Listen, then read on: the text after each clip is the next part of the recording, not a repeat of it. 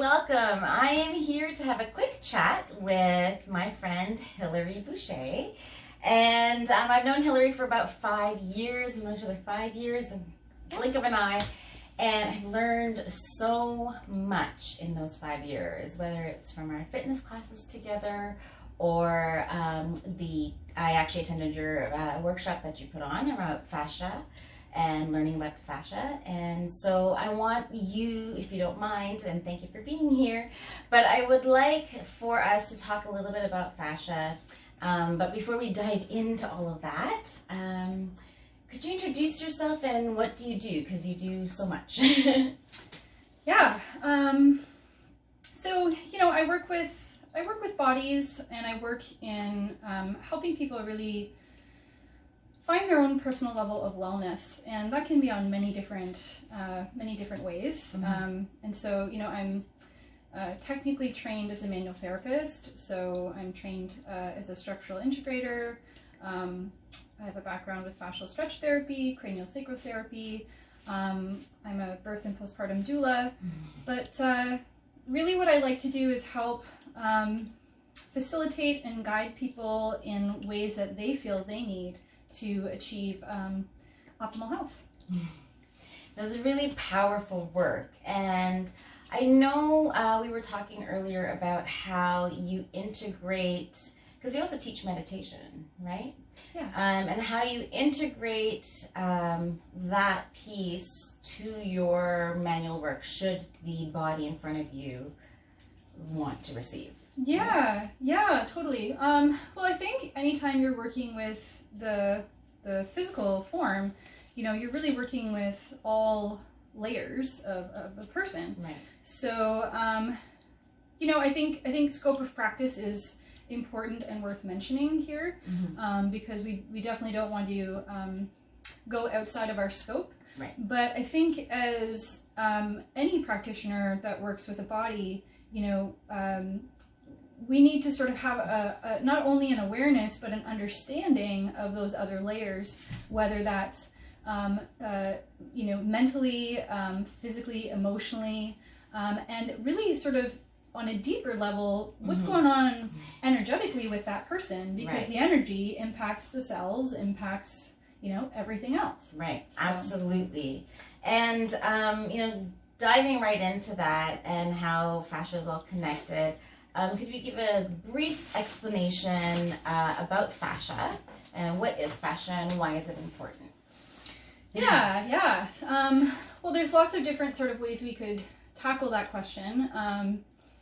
You know, technically speaking, for the left brain people out there, you know, I think most recently, we're considering fascia to be any collagenous-based soft tissue of the body. So any soft tissues of the body that have collagen, which is almost everything, is considered to be fascia.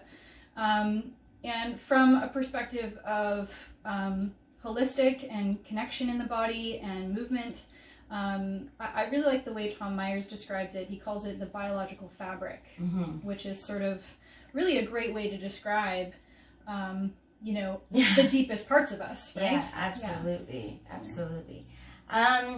In the course that you taught, the workshop, the fascia workshop, you talked about not the idea, but you talked about the concept of tensegrity.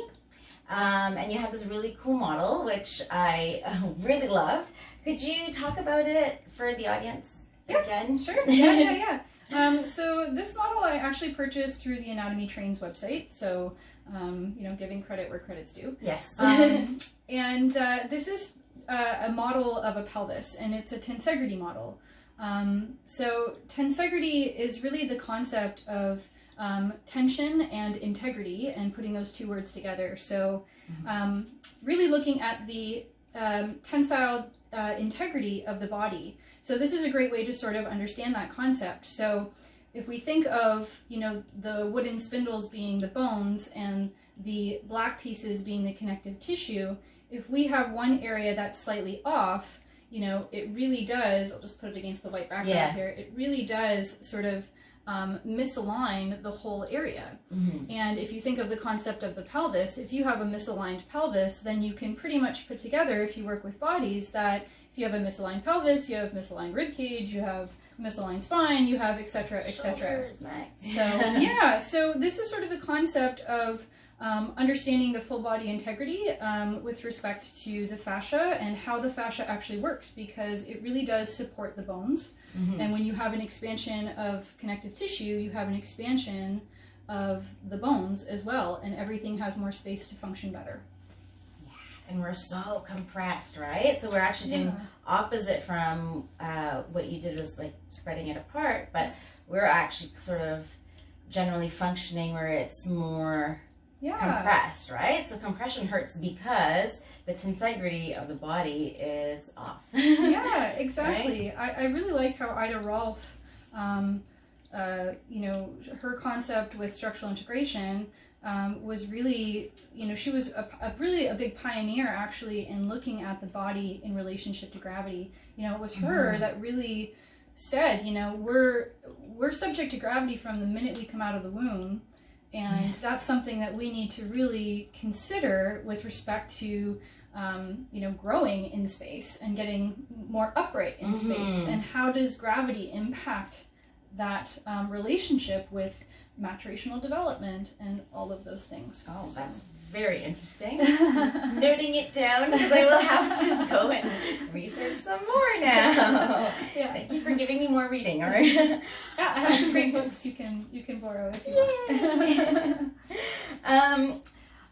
You know, we don't have too much time, but I do want to first of all say thank you, because that explanation, I think, is it's very clear, and it helped me understand, and hopefully help the audience understand the concept of tensegrity.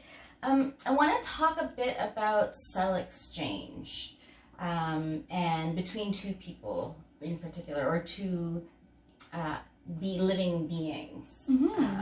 And you explained it so well in the workshop that I attended. Yeah. Again. Yeah. Testimonial. No. Yeah. Absolutely testimonial. Yes, attend her workshops. As you can already tell, Hilary is a fantastic teacher and really helps bring the integration of all of her areas of knowledge in her path.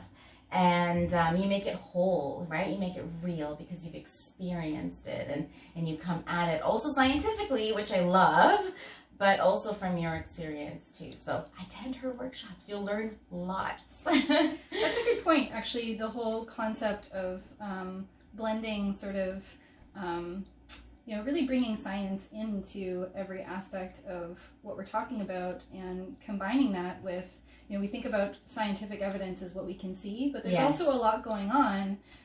If you think about advanced physics, there's a lot going on that we can't see, and there's a lot of things to consider that impact us. Exactly, and that's one of the things that I you know, find for my own practice. The more paths that I follow, the more that I understand, but also the more that I change my day-to-day life, right? It changes, because that awareness actually changes how you think about things and how you react and interact with things and people. Time. Yeah, absolutely. Yeah. So let's enlighten people. What is cell exchange? Well, you know, again, there's sort of different ways that we could approach this, but you know, in science we understand. You know, I think we learn in grade 10 science actually that cells sort of they exchange information. So we learn that pretty early on, and we understand that. But when we're applying it to concepts like our mental health or our emotional body,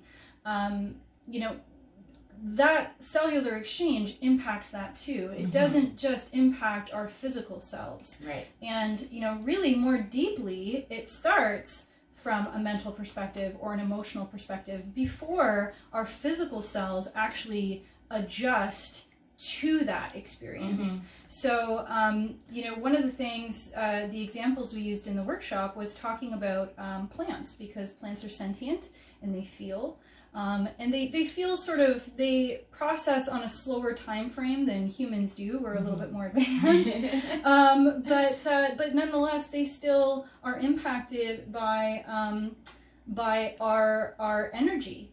And, you know, when we use the word energy, you know, I think sometimes there's associations with, like, you know, the woo-woo world, and, you know, energy is like, ooh, you know, we need to sort of stay away from that topic. But I really believe in actually diving deep into that, because it's the understanding of energy and energetic exchange that, you know, as practitioners, we can really help our clients on a deeper level if we begin to understand that. So I think it's something we shouldn't shy away from.